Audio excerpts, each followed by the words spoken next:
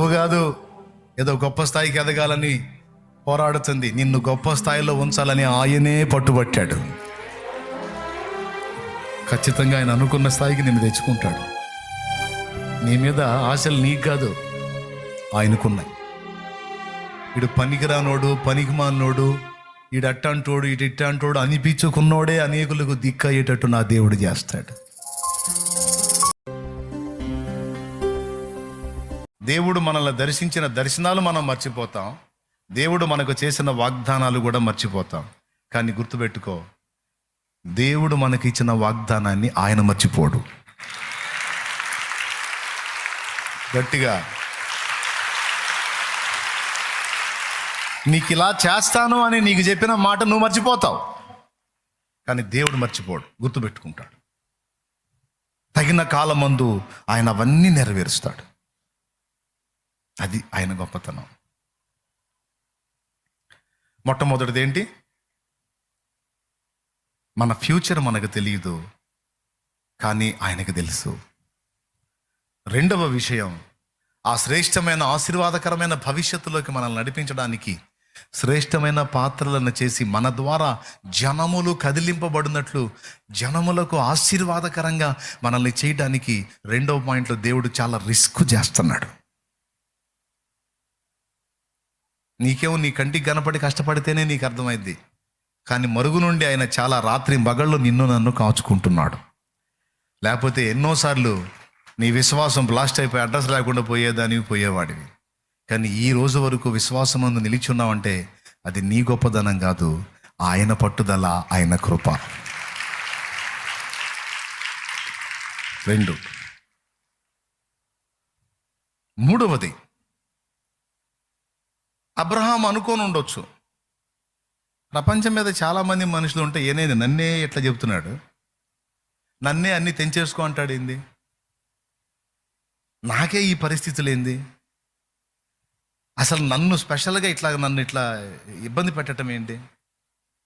నేను చెప్తున్నాను, విలువైన పాత్రగా మనల్ని మలిచే ప్రక్రియలో ఆయన రిస్క్ చేస్తాడు, మనల్ని కూడా కొన్నిసార్లు రిస్కుల్లోకి నెడతాడు.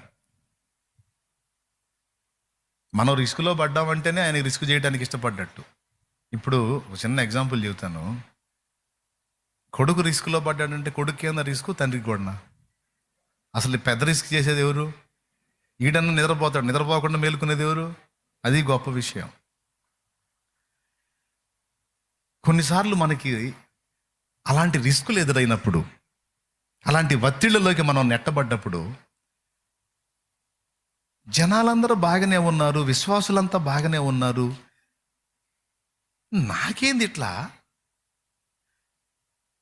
అసలు నా పరిస్థితి ఏంది విచిత్రంగా ఉంటుంది అనే డౌట్ మనకు వచ్చింది. కొంతమంది దేవుడు చేసిన కార్యాలు సాక్ష్యాలు చెబుతూ ఉంటే వాళ్ళకి అది చేశాడంట, వీళ్ళకి ఇది చేశాడంట, వాళ్ళు ఎగిరి సాక్ష్యాలు చెబుతారు. నాకేమో అసలు ఏం అర్థం కావట్లేదు, అసలు ఉంటానో ఓడతానో కూడా అర్థం కావట్లేదు, నా గతి ఏందో, అసలు ఎందుకు నన్ను దేవుడు ఇట్లా చేస్తున్నాడు? మరి మిగిలిన పాస్టర్లు అంతా బాగానే ఉన్నారు, అందరూ 3 పువ్వులు 6 కాయల్లాగా సేవలు చేసుకుంటున్నారు, నా బతుకేంది ఇట్టయిపోయింది? ఏ అడుగేసినా ముందుకు రాదు, ఏ అడుగేసినా అది అస్తవ్యస్తంగా ఉంటుంది, అధ్వాన్నంగా ఉంటుంది. ఏందో నా సేవ కూడా నాకు అంత ఆశీర్వాదకరంగా లేదు, ఏందో నా జీవితం, నా పరిస్థితి. సేవ చేసే వాళ్ళకి ఉంటుంది ఇది, విశ్వాసులకు ఉంటుంది, పరిచర్య చేసే పరిచారకులకు ఉంటుంది. ఇలాంటి ఒత్తిళ్ళు ఎదురైనప్పుడు ఖచ్చితంగా మనసులో కలిగే ఆలోచనలు అవే. మీలో ఎవరికైనా ఇలాంటి తలంపులు వచ్చినాయా? ఎందుకు నా పరిస్థితి ఇలా ఉంటుంది, దేవుడు ఏమైనా పగబట్టాడా నా మీద, అందరికీ అన్నీ బాగానే ఉన్నాయి, మరి నా బతుకేందో ఇట్లా అయిపోయింది అనే ప్రశ్న మీలో ఎవరికైనా ఎప్పుడైనా తలెత్తిందా? మీకు తలెత్తకపోతే నాకు తెలియదు, నాకు మాత్రం అనేక సార్లు వచ్చింది. ఇప్పుడు ధైర్యం చేస్తాను, నాకు తెలుసుగా. దేవునికి స్తోత్రం, హల్లెలూయా. అవునా? కొన్నిసార్లు మన స్వజనులో నుండి మనల్ని వేరు చేస్తాడు. మనకిష్టమైన వారి నుండి మనం విడిపోయేటట్టు పరిస్థితులు ఎదురవుతాయి. మనకిష్టమైన కొన్ని కోల్పోయే పరిస్థితులు మనకు వస్తాయి. అబ్రహాముకి వాళ్ళ నాన్నంటే చాలా ఇష్టం, కానీ వాళ్ళ నాన్నను కోల్పోయాడు. సహోదరుడి కొడుకు లోతు అంటే చాలా ఇష్టం, నీకు తెలుసు ఆ సంగతి. ఆఖరికి లోతుని బందీగా తీసుకొని పోతున్నారంటే నలుగురు రాజుల్ని తరిమి వాళ్ళంతన్నీ ఆ సొమ్ము తీసుకొచ్చి లోతు ఫ్యామిలీని మొత్తం తీసుకొచ్చి మళ్ళీ సెటిల్ చేశాడు అబ్రహాము. ఆఖరికి దేవుడు వచ్చి అగ్నితో నాశనం చేయడానికి నేను వచ్చానన్నప్పుడు లోతు కోసం వేడుకుంటాడు. చాలా ఇష్టం లోతు అంటే, కానీ తెంచుకొని వెళ్ళిపోయాడు. కొన్నిసార్లు మనకి ఇష్టమైన వాళ్ళని మనం కోల్పోయే పరిస్థితి వచ్చింది. కోపం వచ్చింది దేవుని మీద. ఎందుకు చేసావా ఇట్ట? ఏం పాపం చేశాననే? నేనేం నీ తప్పి బతికానా? నేనేమన్నా అట్లా ఇట్లా ఉన్నానా? నేను క్రమంగా లేనా? నేను భక్తిగా లేనా? ఆత్మీయంగా లేనా? నీకు ప్రార్థన చేయట్లేదా? నీ ఎందుకు విశ్వాసం ఉంచలేదా? ఎందుకు చేసావు ఇట్లా?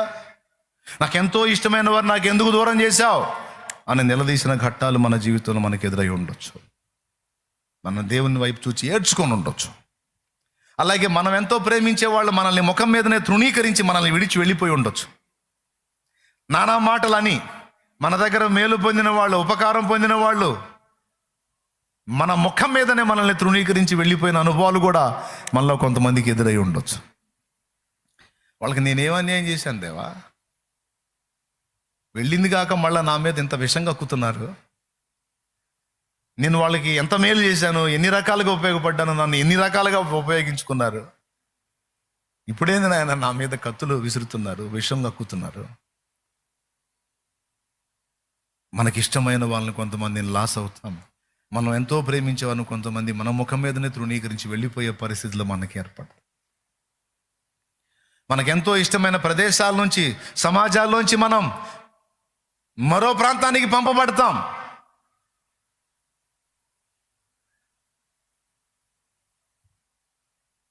ఎవరికైనా బాధే. ఇప్పుడు ఈ ఉన్నూరు వదిలిపెట్టి ఇంకొక ఊరు పోవాలంటే బాధ కాదా? పుట్టి పెరిగి ఎంతోమంది ఫ్రెండ్స్, స్నేహితులు అందరూ ఉన్న ప్రాంతాన్ని వదిలిపెట్టి ఏదో ఎవరు ఎరగని కొత్త ప్రాంతానికి పోయి బ్రతకడం అంటే కొంచెం బాధతో కూడిన వ్యవహారమా కాదా చెప్పండి? మీరు మీ సొంత ప్రాంతాల్లో ఉంటున్నారా? వేరే వాళ్ళ నుంచి వచ్చారా? ఎవరి సొంత ప్రాంతాల్లో వాళ్ళు ఉంటున్నారు.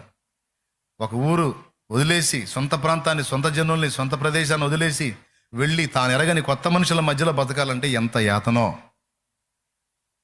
కానీ కొంతమందికి అలాంటి పరిస్థితులు వస్తాయి. పేడ దగ్గర సేవకులు సేవ చేస్తున్నారు, ఇప్పుడు వెళ్ళిపోవాలి. మా రాజేంద్ర కర్ణాటక పోవాలి. దేవునికి స్తోత్రం, హల్లెలూయా. మరి ఒక్కొక్కళ్ళు ఒక్కొక్క ప్రాంతానికి వెళ్ళిపోవాలి. జడ్సన్ ఒంగోలు పోయాడు, ఎవ్వరూ తెలియదు పాపం. రవి అద్దంకి పోయాడు. ఒక్కొక్కళ్ళు ఒక్కొక్క ప్రాంతానికి వెళ్ళిపోతారు. ఇంకొక రవి ఉన్నాడు, రేపు మచిలీపట్నం పోతాడు. మొన్న ప్రతిష్ఠింపబడింది రవి, అక్కడే స్థిరపడాలి. నాకు బాధగానే ఉంటుంది. వాళ్ళ ప్రదేశాలు వదిలిపెట్టి, వాళ్ళకి పరిచేస్తుంది వదిలిపెట్టి తాము ఎరగని ప్రదేశంలో ఒక క్రొత్త జీవితం మొదలు పెట్టాలంటే, ఓ రకంగా చెప్పాలంటే దుఃఖంతో కూడిన విషయమే. దేవునికి స్తోత్రం కలుగును గాక. హల్లెలూయా చెప్పండి గట్టిగా. తప్పదు, వెళ్ళాలి. చల్ నడు అంటే కదలాలి. కొన్నిటిని వదిలేయమంటాడు, మనకు లాభం కలిగించే వాటిని వదిలేయమంటాడు, వదిలేయాలి. ఇలా చేయాల్సి వచ్చినప్పుడు నొప్పి కలిగి నా ఏదేమన్నా పగబట్టాడా? అందరిని వదిలిపెట్టి నువ్వు గదులు అంటాడు ఏంది? ఇప్పుడు మావాడు అనుకోవచ్చు, రాజేంద్ర అనుకోవచ్చు, అందరినేమో దగ్గర 100 కిలోమీటర్ల లోపల ఉంచి నన్ను తీసుకుని 400 కిలోమీటర్లు అవతల వేసాడు. ఇప్పుడు రావాలన్నా కూడా అవకాశం లేదు. అది 400 కాదా, ఇది 800 కిలోమీటర్లు వచ్చింది. 600 కిలోమీటర్లు అవతల, 600 కిలోమీటర్లు అవతల పోవాలి. ఇప్పుడు ఆ సేవకుడు ఇక్కడే పెరిగినోడు, ఇక్కడే పుట్టింది, ఇక్కడేగా చిలకలూరుపేట వాస్తవ్యుడు. ఇప్పుడు కర్ణాటక నగరగరే పోవాలి అక్కడ సేవ చేయటానికి. సిద్ధపడ్డాడు. దేవునికి స్తోత్రం కలుగునుగా. కానీ ఒక్కటి గుర్తుపెట్టుకో, దేవుడు విడు అన్నాడంటే దాని వెనక ఆంతర్యం ఉంటుంది. నీ ముఖం మీదనే కొంతమంది నిన్ను లోతులాగా వదిలేసి వెళ్ళిపోయారంటే దాని వెనక నీకే లాభం ఉంటుంది. నీవు లేచి నేను నీకు చూపించే ప్రదేశానికి వెళ్ళు అన్నాడంటే నీకే లాభం ఉంటుంది. అక్కడ జనమునకు నీ అవసరత ఉంది, అక్కడ వ్యక్తులకు నీ అవసరత ఉంది, అంతే. భవిష్యత్తులో నీవు ఒక జనమునకు ఆధారముగా వాడబడే పాత్రగా ఉండే అవకాశం ఉంది. ఇశ్రాయేలు ఆడపిల్లలు చాలామంది ఉన్నారు బబులోను సంస్థానం, బబులోను చెరలో.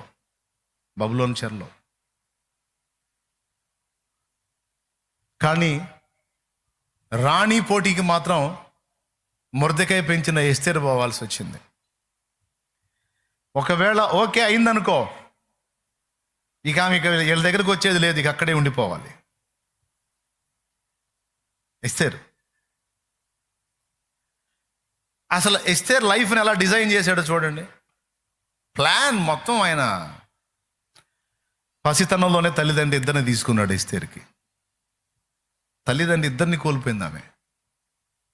అంటే మాతృవియోగం, పితృవియోగం, తల్లిదండ్రి ఇద్దరిని కోల్పోయినటువంటి ఆడపిల్ల. తన గోడు చెప్పుకునే దానికి ఎవరు లేరు. అన్న వరస అవుతాడు మొర్దెకాయ్. ఆయన తెచ్చి కూతుర్లా పెంచుకున్నాడు ఎస్తేర్ని. ఒకవేళ మొర్దెకాయ్ ప్రేమించవచ్చు, మొర్దెకాయ్ భార్య ప్రేమించిందో లేదో మనకు తెలియదు, చెప్పలేం. ఇప్పుడు ఒకవేళ తల్లిదండ్రి ఉండి కుటుంబ జీవనంలో ఉండి వాళ్ళ మధ్యలో నుంచి రాణి పోటీకి వెళ్ళి అక్కడే నువ్వు స్థిరపడిపోవాలి, నీ ప్రాణం పోవునంత వరకు ఇంక అక్కడేనమ్మా నీ చరిత్ర, ఇక మళ్ళా మాతో కలిసేది లేదు అంటే ఏ ఆడపిల్ల ఒప్పుకుంటుంది? ఇప్పుడు అత్తగారింటికి పోయినా తన జనములో ఉండటానికి ఇష్టపడిద్ది. ఇశ్రాయేల్ ఆడపిల్ల అయినా ఇశ్రాయేల్లోనే, ఈ ఊరు నుంచి ఇంకొక ఊరికి ఇశ్రాయేల్లోనే ఉంటుంది. కానీ ఇక్కడ ఏంది, అసలు డైరెక్ట్గా తీసివేయబడి అన్యుల మధ్యలోకి వెళ్ళిపోవాలి. ఇప్పుడు అహస్వేరోష్ ఎవరు? అన్యుడు. అతని సంస్థానం అంతా ఎవరు? అన్యులు. అతని అంతఃపురంలో ఉండేది ఎవరు? అన్యులు. వాళ్ళు ఎవరు ఇశ్రాయేలీలు కాదు.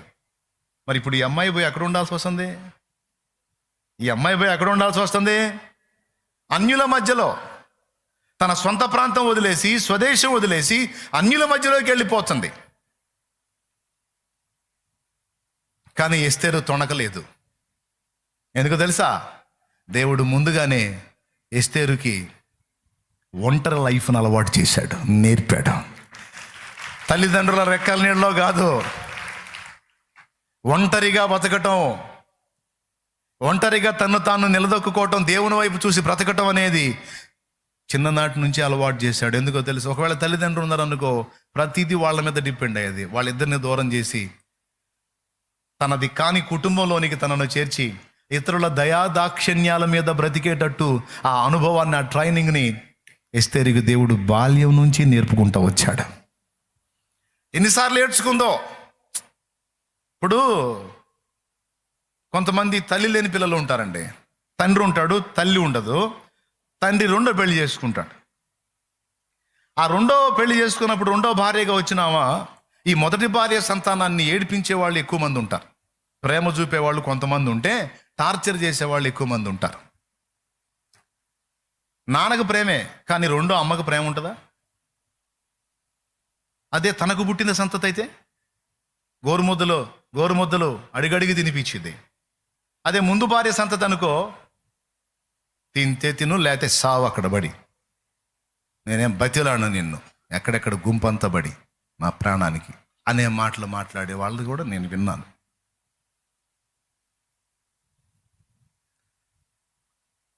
తల్లి లేదు, తండ్రికి ప్రేమ ఉన్నా తండ్రి ఏం నోరెత్తలేడు, తండ్రి ఉండడు. మరి ఇప్పుడు చవతి తల్లి దగ్గర ఎన్ని బాధలు పడాలి? మొర్దెకాయ ప్రేమించి ఉండొచ్చు, మొర్దెకాయ భార్య ప్రేమించిందో లేదో, ఎస్తేరు ఎంత ఏడ్చుకుందో తన ఒంటరి జీవితంలో. కానీ ఒక ఆధారాన్ని చేసుకుంది. మొర్దెకాయ భక్తుడు ఆయన్ను బట్టి ఇశ్రాయేలు దేవుడైన యెహోవా యందు ఎస్తేరు కూడా భయభక్తులు నిలిపింది. ఏడ్చుకొని దేవుడిని అడుగు ఉండొచ్చు ఎస్తేరు, ఎందుకు నాయన ఇశ్రాయేలు ఆడపిల్లలందరికీ తల్లిదండ్రులు ఉన్నారు, నాకెందుకు నాయన కనీసం తల్లో తండ్రి ఎవరిని లేకుండా ఇద్దరిని తీసేసావేంది తండ్రి అని అడిగినప్పుడు దేవుని సమాధానం ఏమై ఉంటుంది? ఎస్తేరు, ఇశ్రాయేలు ఆడపిల్లలందరూ వేరు, నువ్వు వేరు. ఇశ్రాయేలు ఆడపిల్లల ఫ్యూచర్ వేరు, నీ ఫ్యూచర్ వేరు. సింపుల్గా చెప్పాలంటే వాళ్ళందరికీ అందరూ ఉన్నారు, కానీ రేపు వాళ్ళందరికీ నువ్వే దిక్కు. వాళ్ళందరికీ నువ్వే దిక్కు. నీకు అమ్మా నాన్న లేకపోవటం కాదు, నువ్వే వాళ్ళకి తల్లివి తండ్రి అయ్యేటువంటి పరిస్థితి రేపు రాబోతుందమ్మా. అందుకే నువ్వు ఆ స్థానంలో ఉండాలి. అందుకే నీ వాళ్ళని నువ్వు కోల్పోవాలి. అందుకే నువ్వు నీ స్వజనుల్ని నష్టపోవాలి, నీ సొంత ప్రాంతాన్ని వదిలి వెళ్ళిపోవాలి, అన్యుల మధ్యలో నీవు బ్రతకాలి. ఎందుకంటే నిన్ను వారికి ఆధారముగా నేను ఏర్పరచుకొని ఉన్నాను. నీవు ఆ స్థానంలోనికి ఎక్కకపోతే, నీవు ఆ ప్రదేశంలో ఉండకపోతే వీళ్ళందరి భవిష్యత్తు శూన్యమైపోయింది. చస్తారు మొత్తం. హమాను కుట్రలో చస్తారు మొత్తం. వాళ్ళందరూ చావకుండా ఉండాలంటే కొంచెం వేదనైనా సరే నువ్వు ఈ అనుభవాల్లో గుండా, ఈ కఠినమైన వేదనల్లో గుండా వచ్చి నువ్వు ఆ సింహాసనం ఎక్కాలి. దేవునికి స్తోత్రం కలుగునుగాక. నాకే ఎందుకు ఇట్లా, నా జీవితమే ఎందుకు ఇలా అయిపోయింది, నా బ్రతుకు ఎందుకు ఇంత అంధకారం అయిపోయింది, నా జీవితం ఎందుకు ఇలా నాశనమైంది, నా బ్రతుకు ఎందుకు ఇట్లా అయింది, అట్లా అనుకునే వారలారా, మీరు దేవుని సంబంధులైతే ఈ మాట మీకే. కొన్ని కఠినమైన పరిస్థితులను నీ జీవితంలోకి అనుమతించి అనేక జనములకు నీవు ఆశీర్వాద కారణమగునట్లు దేవుడు ప్రణాళిక రచించాడు. ఆ మాధుర్యమైన అనుభవాలు నీవు స్వతంత్రించుకున్నట్లు ముందు నువ్వు కొన్ని చేదైన అనుభవాల గుండా ప్రయాణం చేయాలి, తప్పదు.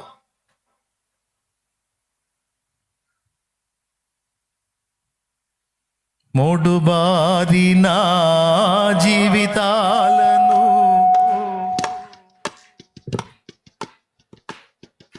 ఎందుకు వచ్చిందిరా సౌండ్? ఎందుకు వచ్చింది?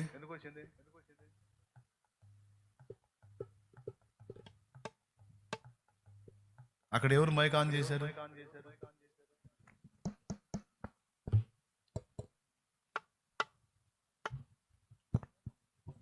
స్పీకర్ ఎదురుగా ఉందా? నువ్వు పెత్తనానికి పోయావా?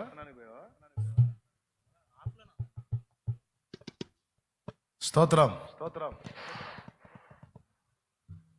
మూడు బారిన జీవితాలను చిగురింపజేసి మారా అనుభవాన్ని మధురంగా మార్చగలవాడు. చేదైన అనుభవాల్లో కూడా నడిచింది పిచ్చి తల్లి. దీనత్వాన్ని నేర్పాడు దేవుడు, ఒంటరిగా బతకటం నేర్పాడు. ఎవ్వరూ ఆదరించేవాళ్ళు లేకపోయినా తన గోడు దేవునికే చెప్పుకొని దేవుని బట్టి బతికేటట్లు ఎస్తేరుని బాల్యం నుంచి చెక్కుకుంటూ వచ్చాడు. ఎందుకు తెలుసా? రాబోతున్న దేవుని ప్రజల పెద్ద ప్రమాదాన్ని ఈ ఆడపిల్లే అడ్డుకోవాలి.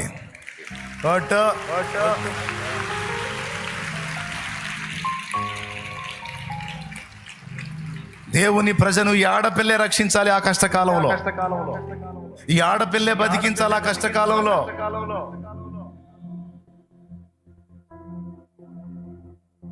అందుకోసం ఎన్ని నేర్పుకొచ్చాడు చూడు పాపం ఎస్తేరుకి. కానీ ఏం తెలుసా ఆమెకి? మీరు చెప్పండి, ఎస్తేరుకు తెలుసా నేను రాణి అవుతాను, మా వాళ్ళందరినీ నేను కాపాడుతాను హామాను కుట్ర నుంచి అని ఎస్తేరుకు తెలుసా? మరి తన కష్టాల ప్రయాణం అంతటిని చూసుకుంటున్నప్పుడు తను ఏమనుకొని ఉండొచ్చు? ఎంత ఏడ్చుకొని ఉండొచ్చు? నాకెందుకు ఇలాంటి పరిస్థితి అనుమతించామని ఎంత మూలిగి ఉండొచ్చు, ఎంత కుమిలిపోయి ఉండొచ్చు, ఎంత అంగలార్చి ఉండొచ్చు. ఆ ఆడపిల్ల గుండె ఎంత నలిగి ఉండొచ్చు. తనకు తెలియదు దేవుడు స్పెషల్గా ఆమెను చెక్కుతున్నాడని. తనకు తెలియదు దేవుడు ప్రత్యేకంగా ఆ పాత్రను ఒక అద్భుతమైన విలువైన పాత్రగా దేవుడు చెక్కటానికి మొదలు పెట్టాడని ఆమెకు తెలియదు. ఆ గాయాలను బట్టి బాధపడి ఉండొచ్చు. కానీ ఆశ్చర్యంగా దేవుని మీద ఆధారపడి బ్రతకటం, ఇతరుల ఎడల దీనంగా బ్రతకటం నేర్చుకుంది.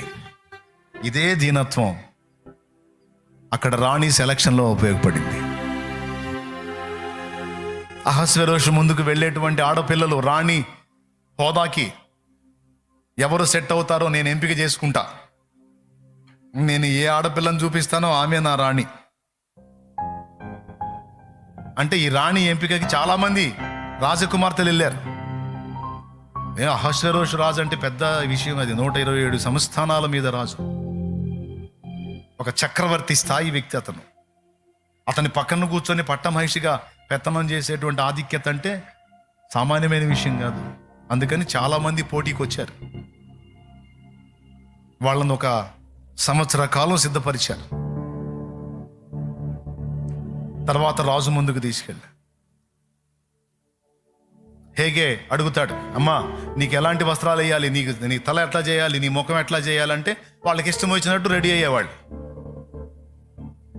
నాకు ఇవి పెట్టండి అందంగా ఉంటాను, ఇవి పెట్టండి అందంగా ఉంటాను, ఇలా అయితే ఆకర్షణీయంగా ఉంటాను, రాజు నాకు వెళ్ళి చూడగానే మెల్ట్ అయిపోయేటట్టు నేను తయారవుతాను అని వాళ్ళకి బుర్రలు దోచిన ఎన్ని వేసుకొని పోయేవాళ్ళు. వాళ్ళని చూసి రాజు చేదలు పెట్టుకో పక్క వచ్చిన వాళ్ళందరూ బాగుంటున్నాడు. ఎస్తేరు వంతు వచ్చింది. ఆ అంతఃపురంలో ఎస్తేరు అంటే అక్కడున్న పరిచారకులందరికీ ఒక గౌరవం. ఎందుకంటే మిగిలిన వాళ్ళందరూ వాళ్ళ మీద పెత్తనాలు చేస్తే ఈ అమ్మాయి మాత్రం దీనంగా ఉంటుంది. వాళ్ళకేం పనులు చెప్పదు. అవసరమైతే మీరు ఏదైనా చెప్పండి నేను చేస్తాను నా తగ్గింపులో ఉంటుంది. అంత దీనరాలుగా ఉంటుంది. అందుకని ఆమెను చూసిన వారికి ఆమె ఎడల దయ పుట్టెను అని రాస్తుంది. దేవునికి స్తోత్రం. చివరికి ఆ సమయం వచ్చినప్పుడు హేగే వచ్చాడు. ఎస్తేరు, ఈరోజు నువ్వే రాజు ముందుకు వెళ్ళేది. చెప్పురా తల్లి, నిన్ను ఎలా రెడీ చేయమంటే అలా రెడీ చేస్తా. నీకు ఎంత విలువైనా సరే, నేను ఎట్లా రిస్క్ చేశాను సరే తెచ్చి నీకు ఏర్పాటు చేస్తాను, కోరుకోమ్మా. చాలా ఇష్టం పుట్టింది ఆయనకి ఎస్తేరు నందు. ఎందుకు? ఏ అండ ఏ ఆదరణ లేకుండా బతికిన మనిషి, దీనురాలు. ఆ ముఖం చూస్తేనే అందరికీ దయ కలిగింది. ఆయన అడిగాడు ఆ మాట. అప్పుడు ఏముందో తెలుసా? తెలివి కలిగింది. అందరేమో నాకు అది వెయ్యి, నాకు ఈ డ్రెస్ వెయ్యి, నాకు ఇట్లా కట్టు, నాకు అట్లా కట్టు అని చెప్పి అన్ని తగిలించుకున్నారు, ముఖాలుగా అయ్యి పూపించుకొని. కానీ ఎస్తేరు ఆ మాటలు చెప్పలా. అసలు ఇంతవరకు నేను రాజునే చూడలేదు. రాజుని చూడని నేను రాజు అభిరుచులకు తగినట్టు నేను ఎలా సిద్ధపడగలను? అయ్యా, రాజు ఇష్టాలు అభిరుచులు ఎరిగిన వాడివి నువ్వే. కాబట్టి నేను ఎలా రెడీ అయితే రాజుకు నచ్చుతానో, ఎలా సిద్ధపడితే రాజుకు ఇష్టలాలుగా ఉంటానో నీకు తప్ప నాకు తెలుసా. కాబట్టి ఎలా ఉంటే నేను ఆమోదం పొందుతానో అలాగ నువ్వే నన్ను సిద్ధపరచమని అప్పచెప్పుకుంది. నాకు తెలిసి ఈ మాట అన్నప్పుడే హేగేకి బలిపి వెలుగుంటుంది. ఇంతమందిని సిద్ధపరిచి పంపించాను కానీ ఒక్కటి కూడా ఈ మాటల్లా. కానీ నువ్వు అన్నావు, శభాష్, నువ్వు నీ సొంత తెలివి మీద, సొంత జ్ఞానం మీద, సొంత శక్తి మీద, సొంత ఐడియాలజీ మీద ఆధారపడకుండా పరిశుద్ధాత్మకు ఎప్పుడైతే నువ్వు నన్ను నేను అప్పగించుకుంటామో ఆయన చెక్కుతాడు మనల్ని సరైన రీతిలో. ప్రభు అయిన యేసుకు నచ్చే విధంగా ఆయన మనల్ని సిద్ధపరుస్తాడు. హేగేకి తెలుసుగా అహస్వేరోషుకి ఏమి నచ్చిద్దో. ఎందుకంటే సంవత్సరాలుగా ఆయన దగ్గర ఉన్నాడుగా. ఖచ్చితంగా ఆయనకి నచ్చేటువంటి వస్త్రాలు కట్టాడు, సింపుల్గా రెడీ చేశాడు. ఆయనకి ఓవర్ యాక్షన్ నచ్చదమ్మా, చాలా సింపుల్గా ఉంటే నచ్చిద్ది, అట్లనే చేయి. అహస్వేరోషుకి ఏమేమి నచ్చుతాయో హేగేకి తెలుసు. హేగే మొత్తాన్ని ఆమెకి రెడీ చేసి సింపుల్గా పంపించాడు. ఎస్తేరు వెళ్ళి నిలబడింది, చూసి ఆశ్చర్యపోయాడు రాజు. ఈమె నన్ను చూడటమే ఇప్పుడు, కానీ నా యొద్దకు రాక మునిపే నా ఇష్టాలు తెలుసుకొని నా అభిరుచులను పసిగట్టి వాటికి అనుగుణ్యంగా తను తాను సిద్ధపరచుకొని వచ్చింది. ఇది కదా భార్య మనస్సు ఎరుగుట అంటే, భార్య భర్త మనస్సు ఎరుగుట అంటే ఇది కదా. నాకు భార్య కాక మునిపే నా మనసును తెలుసుకున్న ఈమె కదా నాకు భార్య కాదగినది, రైట్ అని ఇంకా మొత్తం అందరినీ క్యాన్సిల్. ఇదిగో నా భార్య నాకు దొరికినది, ఎస్తేరే నా భార్య. హదస్సా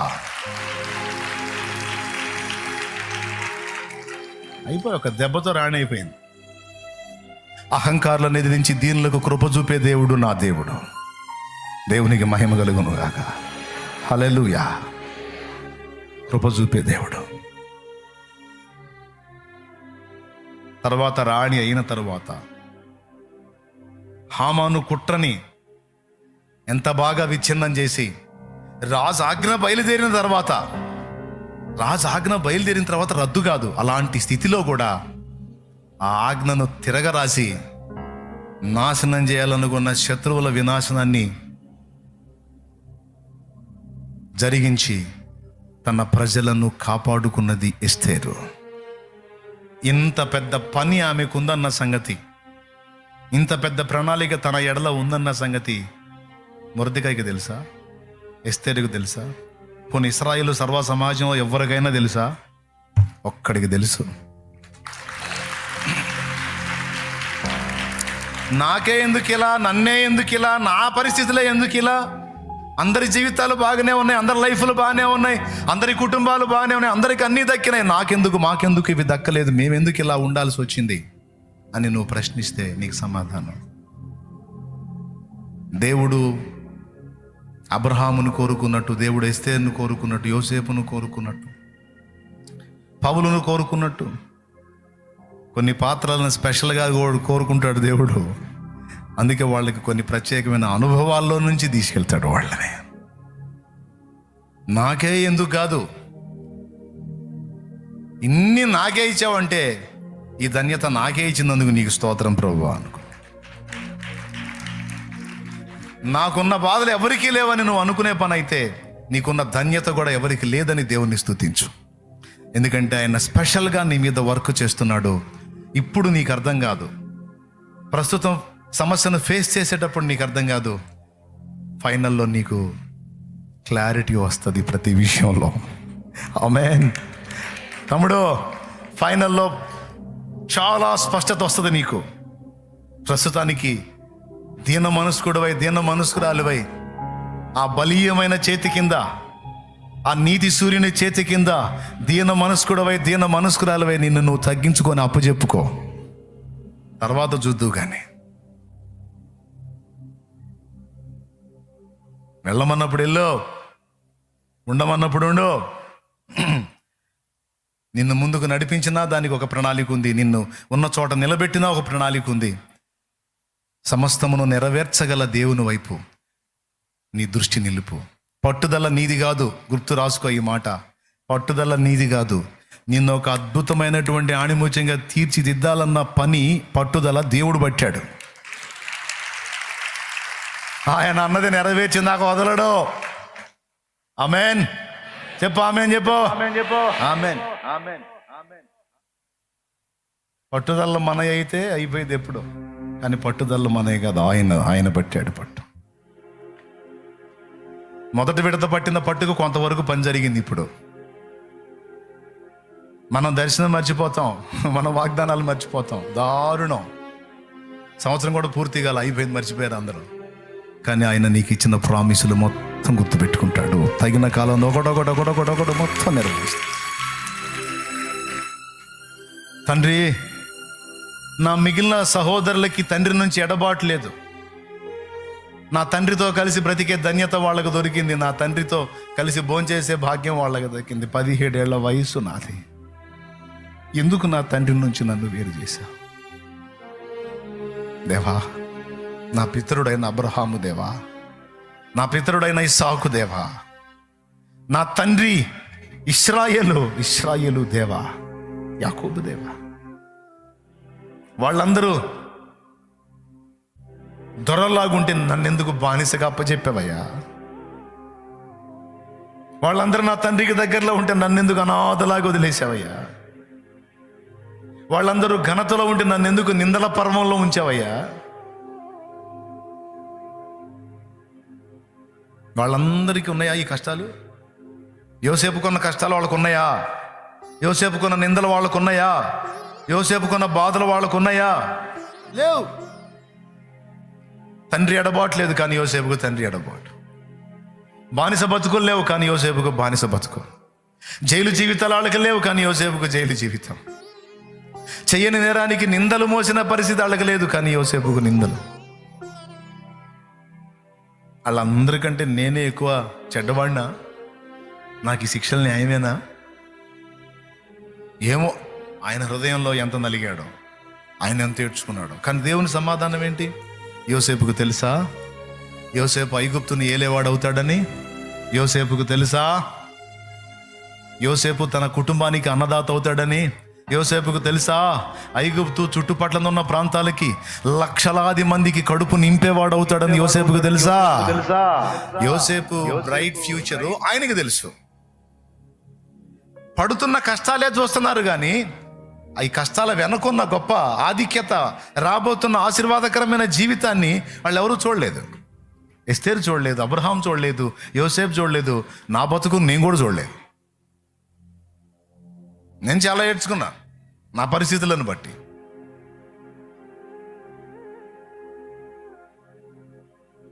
కానీ దేవుడు ఆ వేదనల పర్వమంతా ముగించి దేవుడు తన కార్యాన్ని మొదలుపెట్టినప్పుడు ఇప్పుడు ప్రతిదినం ఒక ఆశ్చర్యమే. నాకు ప్రతిదినం ఒక ఆశ్చర్యమే. ఎన్ని రీతులు స్తుతించాలో, ఎంత మయంపరచాలో కూడా అర్థం కావట్లా నాకు. నా జీవితకాలం స్తుతించినా సరిపోనంత కార్యాన్ని నా పట్ల ఆయన జరిగించేశాడు. అందుకే పాడుకున్నా, వేనోళ్ళ కొనియాడినా నా ఆశయే తీరదే,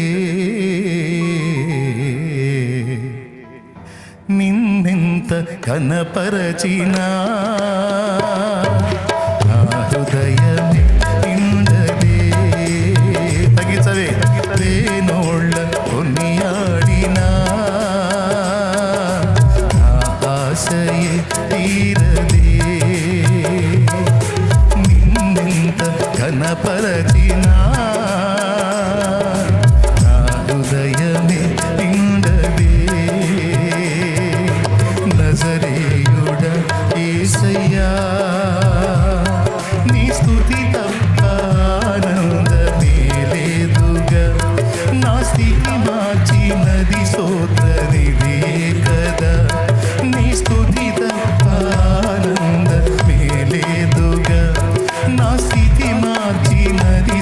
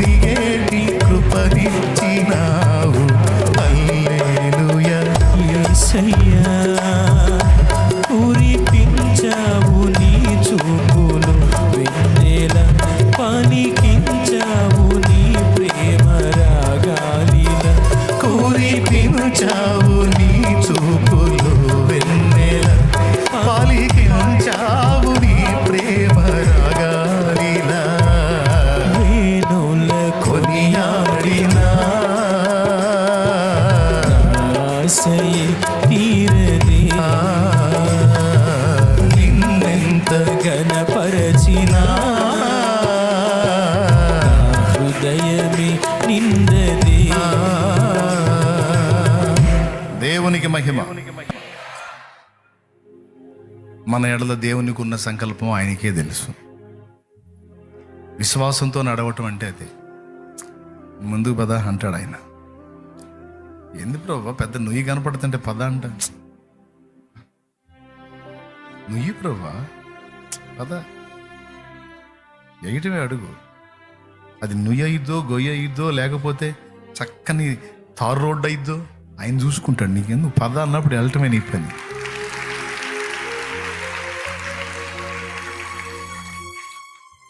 కృంగిపోవద్దు, కలత చెందొద్దు, అధైర్యపడద్దు. ప్రత్యేకమైనటువంటి అనుభవాల్లో గుండా నిన్ను తీసుకెళ్తున్నాడు అంటే ప్రత్యేకమైన ఏర్పాటు ఉంది అని గ్రహించు. ప్రత్యేకంగా నిన్ను వాడుకోబోతున్నాడని గుర్తించు. ఇప్పటి వరకు జరిగిన అనుభవాల్లో కొంత వాడుకున్నాడు. ఇప్పుడు మళ్ళా చేదులు మన జీవితంలోకి అనుమతించినట్లయితే, చేదులు ఏవైనా మన జీవితంలో ప్రజెంట్ మనం ఫేస్ చేస్తూనే ఉంటే వీటి వెనక మళ్ళీ ఇంకా గొప్పగా వాడబడబోయేటువంటి బ్రైట్ ఫ్యూచర్ భవిష్యత్తులో ఉంది.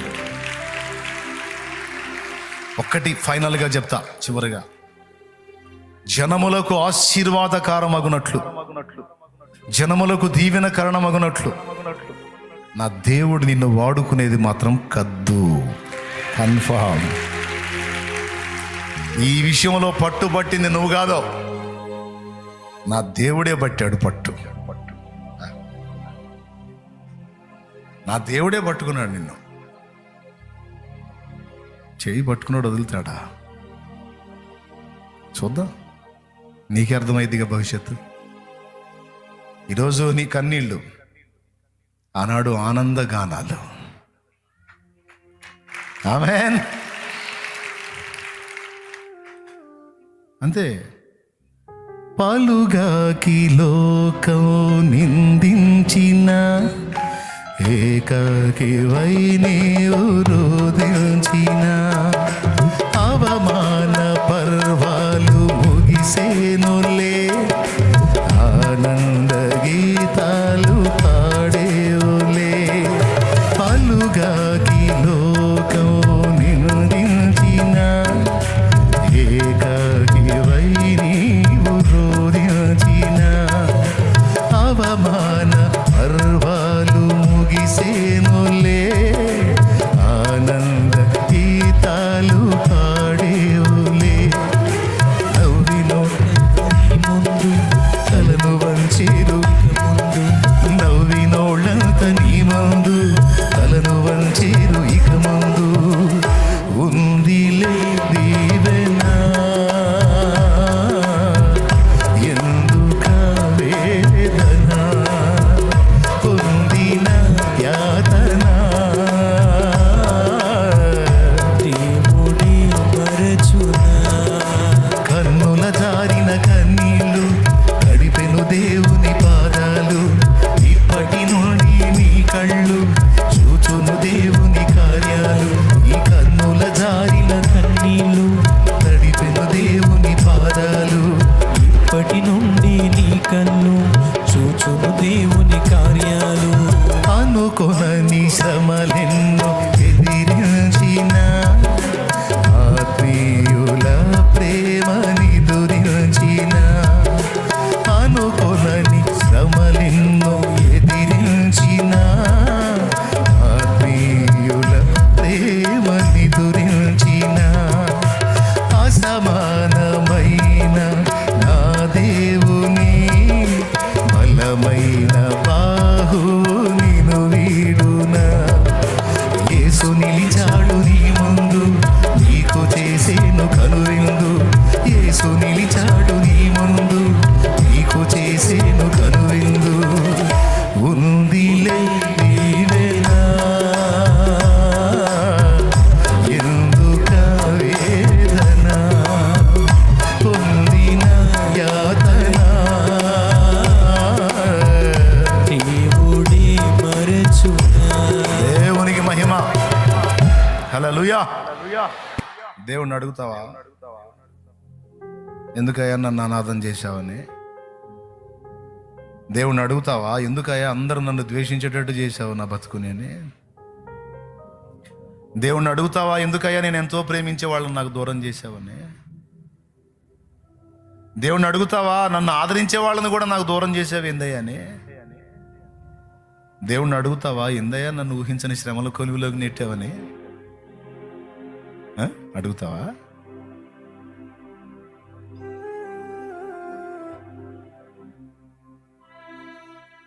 శ్రేష్టమైన పాత్ర తయారు కావాలంటే శ్రేష్టమైన అనుభవాల్లో గుండానే పోవాలి, లేకపోతే శ్రేష్టమైన పాత్రలు తయారు కావు.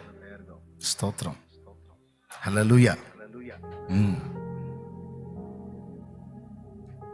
ఇల్లు కట్టేదానికి వరసలో పెట్టే రాయిని నల్లరాయి, పెద్ద షాయికిరా. 2 దెబ్బలు కొడితే మొలాటతో 2 దెబ్బలు కొడితే అయిపోయింది రాయి, సైజు రాయి వచ్చింది, వరసలో పెట్టచ్చు. కానీ ఒక చక్కని శిల్పము రూపుదిద్దుకొని మన షో కేసులో పెట్టాలంటే అందంగా దానికి ఎన్ని దెబ్బలు పడాలో తెలుసా? గట్టి దెబ్బలు కొన్ని పడాలి, సున్నితమైన దెబ్బలు కొన్ని పడాలి, రాపిడి జరగాలి, నునుపు చేయబడాలి. ఓయబ్బా, బోల్డంత పని ఉంటుంది దాని మీద. అంత అయిపోయిన తర్వాత నల్లరాయికి పెట్టేది 10-15 రూపాయలు అయితే ఆ శిల్పానికి పెట్టే ధర ఎంతో తెలుసు? అది 1000 రూపాయలు కావచ్చు, లక్షలు కూడా కావచ్చు. ఆ కళాఖండాన్ని బట్టి ఉంటుంది విలువ. అలాగే నా తండ్రి మనల్ని చెక్కబోనుకున్నాడు, అనేకులకు ఆకర్షణీయమైనటువంటి పాత్రలుగా మనల్ని చేయాలనుకున్నాడు. అందుకే అన్ని రకాల అనుభవాల్లో గుండా తీసుకెళ్తాడు. ఈ అనుభవాలు లేకుండా ఇతరులకు ఆకర్షణీయమైన పాత్రలుగా మనం మారటం మాత్రం సాధ్యం కాదు. పక్క ఇతరులకు దీవెనకరమైన పాత్రలుగా మనం మారటం మాత్రం సాధ్యం కాదు. ఈ అనుభవాల్లో గుండా ప్రయాణం చేస్తేనే ఆ షైనింగ్ మనకు వచ్చింది. అది దేవుని ప్రణాళిక.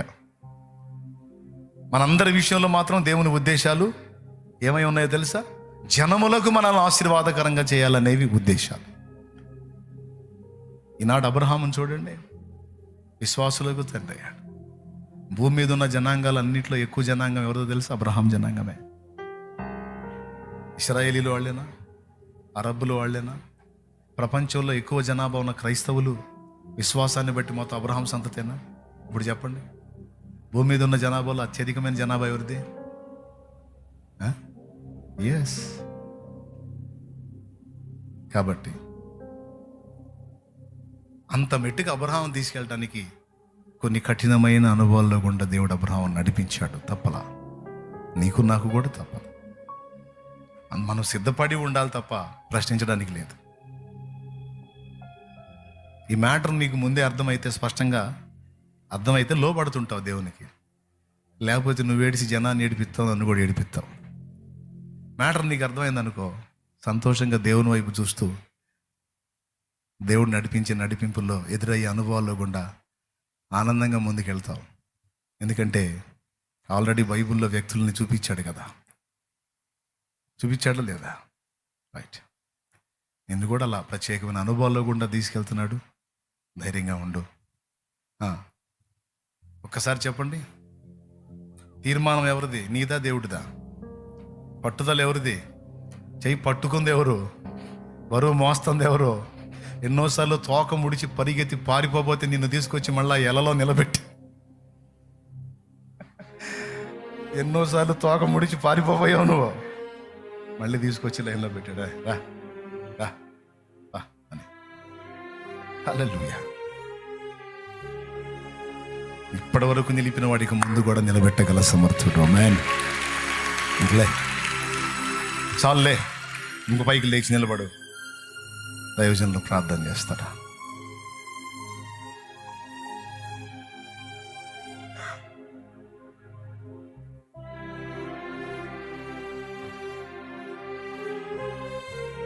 ఇక్కడ ఉన్న వాళ్ళే కాదు, లైవ్ ద్వారా ఎంతమంది అందుబాటులోకి వచ్చారో, ఎంతమంది ఉపదేశాన్ని విన్నారో, ఏ పరిస్థితుల్లో మీరు ఉన్నారో, ఈ చెప్పిన విషయాలు దృష్టిలో పెట్టుకో. నువ్వు కాదు నడుస్తుంది, నిన్ను దేవుడు నడిపిస్తున్నాడు. నువ్వు కాదు నిలబడింది, నిన్ను దేవుడు నిలబెట్టాడు. నువ్వు కాదు ఆయన చేయి పట్టుకుంది, ఆయనే నిన్ను చేతబట్టాడు. నువ్వు కాదు ఏదో గొప్ప స్థాయికి ఎదగాలని పోరాడుతుంది. నిన్ను గొప్ప స్థాయిలో ఉంచాలని ఆయనే పట్టుబట్టాడు. ఖచ్చితంగా ఆయన అనుకున్న స్థాయికి నిన్ను తెచ్చుకుంటాడు. నీ మీద ఆశలు నీకు కాదు, ఆయనకున్నాయి. ఇడు పనికిరానోడు, పనికిమాలినోడు, ఈడు అట్టంటోడు, ఇటు ఇట్టంటోడు అనిపించుకున్నోడే అనేకులకు దిక్కయ్యేటట్టు నా దేవుడు చేస్తాడు. యోసేపుని వాళ్ళు కలలు కనేవాడు ఈ పనికిమాలినోడు తింటాడు, నిద్రపోతాడు. మనమేమో గొర్రెల గాయటాన్ని చాకిరి చేస్తున్నాం. ఆ ముసలోడు ఆడిని దగ్గర పెట్టుకున్నాడు. ఎవరిని? యోసేపుని కలలు కనేవాడిని. ఆడికి ఏం పనే పాట, తింటుంటాడు, కలలుగా అంటుంటాడు, వేస్ట్ గాడు. ఎన్నో అనుకున్నాను. చివరికి వాళ్ళందరికీ కూడిపెట్టింది ఎవడు వేస్ట్ గాడు అనుకున్నారో, ఎవరు పనికిరాడు అనుకున్నారు, ఎవరు అట్లాంటోడు ఇట్లాంటోడు అనుకున్నారు, అతడే వాళ్ళందరికీ దిక్కయ్యాడు. ఈరోజు పనికిమాలినోడు, ఇడు తాగుబోతాడు, ఇడు వేస్ట్ గాడు, ఇడు తిరుగుబోతుడు, ఇడు అట్టంటోడు, ఇడు ఇట్టంటోడు, ఇడు చదువు లేనోడు, ఇడికి ఏం తెలియదు, ఇడు తెలివి తక్కువడు, ఇడు దద్దమ్మ, ఇడు అట్టంటోడు ఇట్టంటోడు అనుకున్నోడే నా దేవుడు చేతబట్టాడు. నా దేవుడు బలపరుస్తాడు. ఆ వ్యసనాల నుంచి నిన్ను విడిపిస్తాడు. ఆయనే నిన్ను వెలిగిస్తాడు. అన్నోళ్ళని నిన్ను గణపరిచేటట్టు నా దేవుడు చేయగలడు. వాళ్ళందరికీ నువ్వు ఆధారం అయ్యేటట్టు నా దేవుడు చేయగలడు. పనికిమాలింది, తెలివి తక్కువది, అట్లాంటిది ఇట్లాంటిది అనుకున్నదే రేపు అనేకులకు ఆశీర్వాద కారణం అవుతుంది. అమ్మా, నీ వల్లనే మేము తెలుసుకున్నాం, నీ వల్లనే మేము కాపాడబడ్డాం, నిజంగా నువ్వు లేకపోతే మేమేమో అనే స్థితికి నా దేవుడు తెస్తాడు. ఆమేన్. మనసారా చెప్పు ఆమేన్. ఇదేదో ఓదార్చని చెప్పట్లా, దేవుడు నాతో మాట్లాడాడు. ఈవేళ నేను మీతో పంచుకున్నాను సందేశాన్ని.